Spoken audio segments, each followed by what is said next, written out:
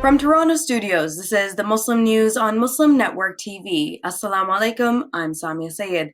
Our top story tonight, Texas is building a barrier on the Rio Grande River border with Mexico to keep out migrants.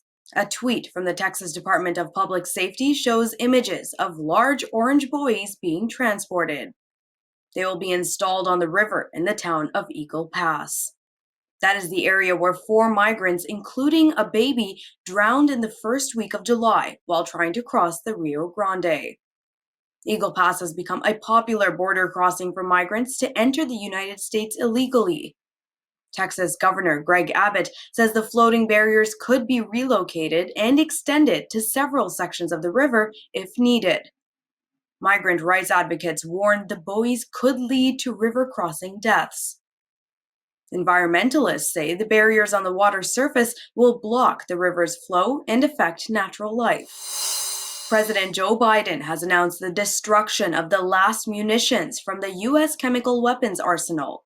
He says this demonstrates America's long-standing commitment to the Chemical Weapons Convention Treaty. Biden is also calling on Russia and Syria to comply with the provisions of the treaty and disclose their stockpiles. Syria is accused of using chemical weapons against its opponents. Biden says the U.S. remains committed to preventing the production, stockpiling, or use of chemical weapons globally. 2 advocacy groups are launching a campaign to disqualify former President Donald Trump from running for another term.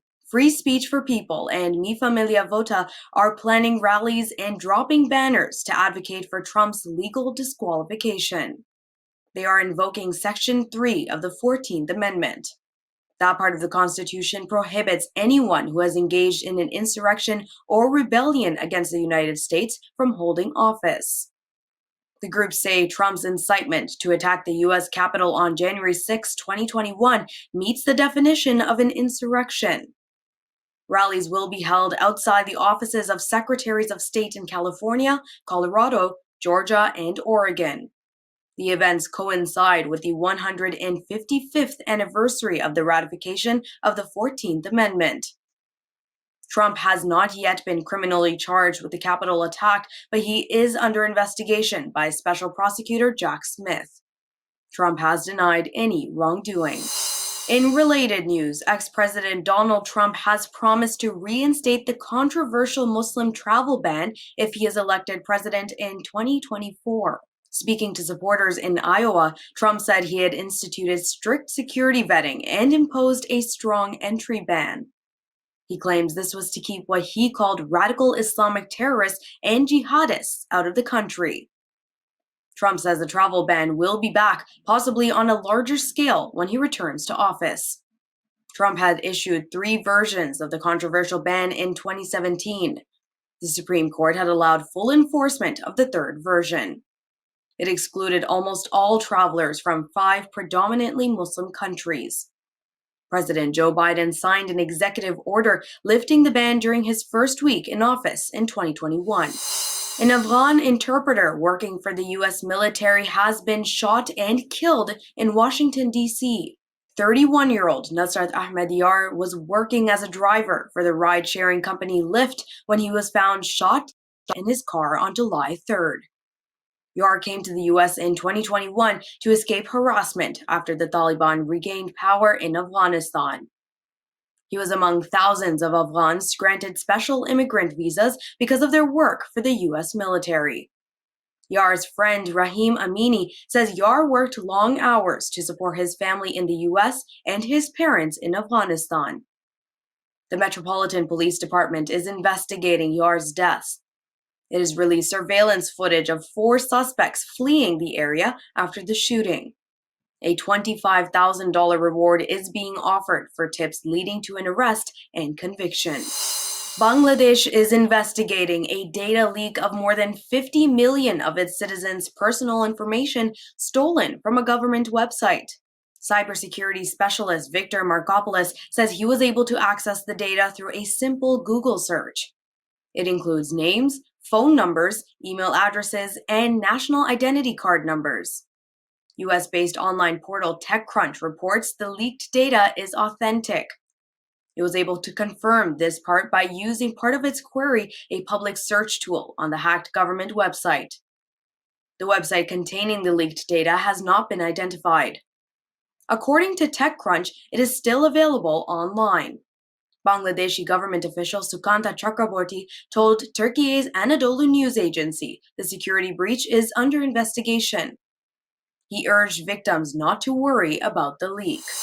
More on the French police's crackdown of peaceful protesters and how it's triggering sharp reactions comes with details after the break. So stay tuned and we'll be right back.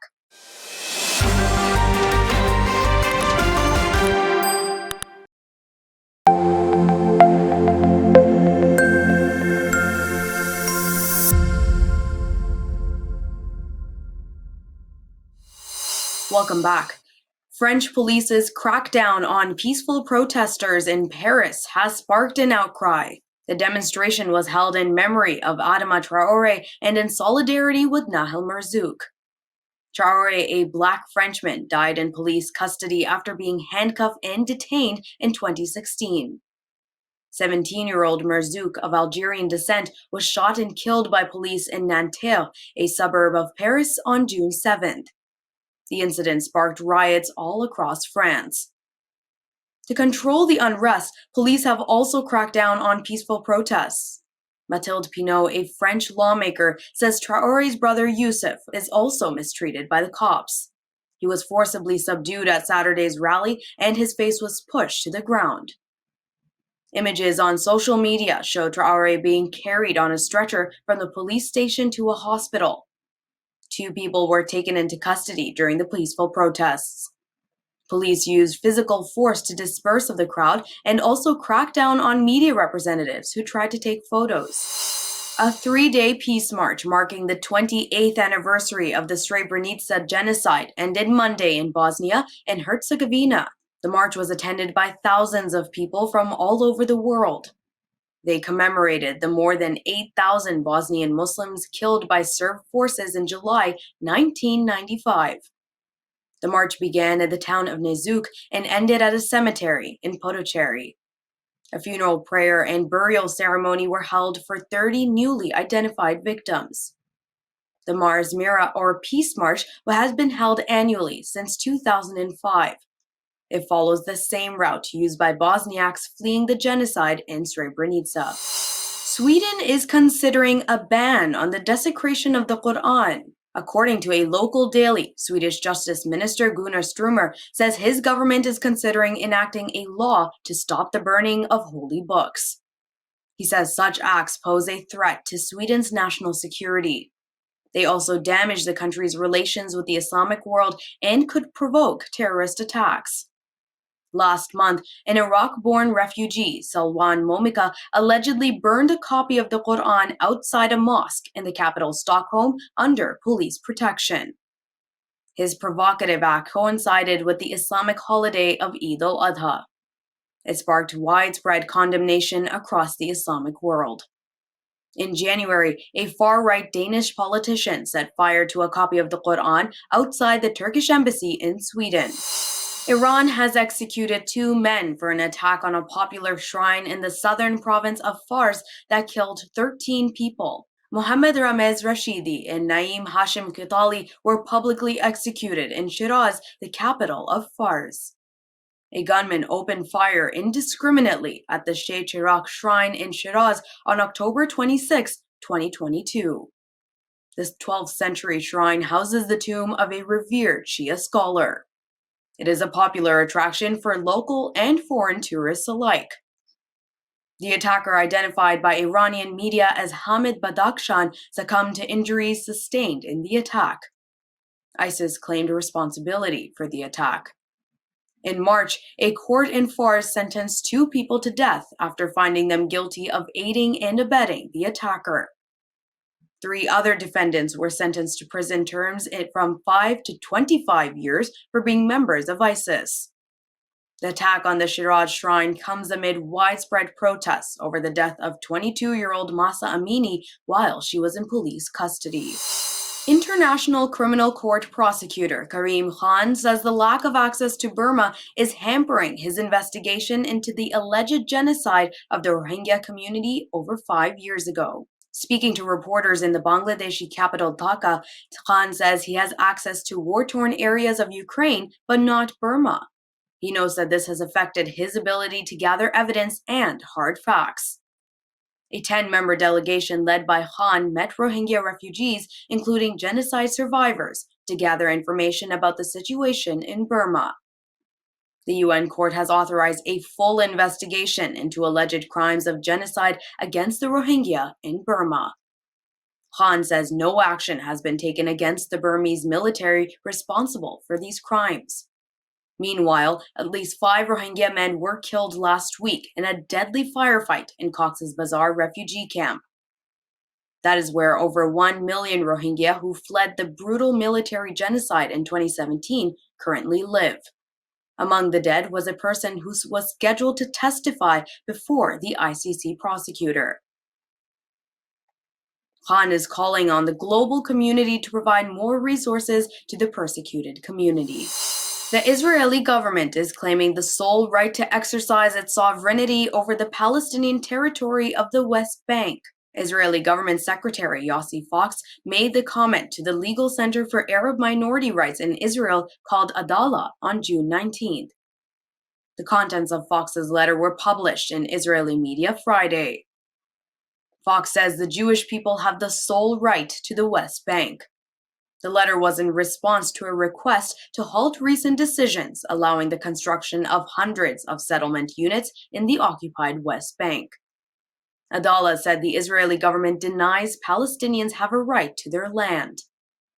Suhad Bishara, head of Adalah's legal department, said the Israeli government's response contradicts international law regarding occupied territories. It is estimated some 700,000 settlers live in over 100 settlements and more than 100 outposts in the West Bank. Under international law, all Jewish settlements in the occupied territories are illegal. Before we end today's news segment, I would like to extend a special request. It takes more than 55 hours of work per day to produce this news segment for you. It is news with a unique perspective, and you can find it only on here, on Muslim Network TV. Sound Vision is a not-for-profit organization which produces it. And just like PBS and NPR, we depend on your donations. Please visit muslimnetwork.tv to donate now or click the link below to donate. That's all from our Toronto studios tonight. Thank you for tuning in. You can subscribe to our YouTube channel and hit the bell icon for the latest updates. For more content, keep watching Muslim Network TV or visit muslimnetwork.tv. Assalamu alaikum and good night.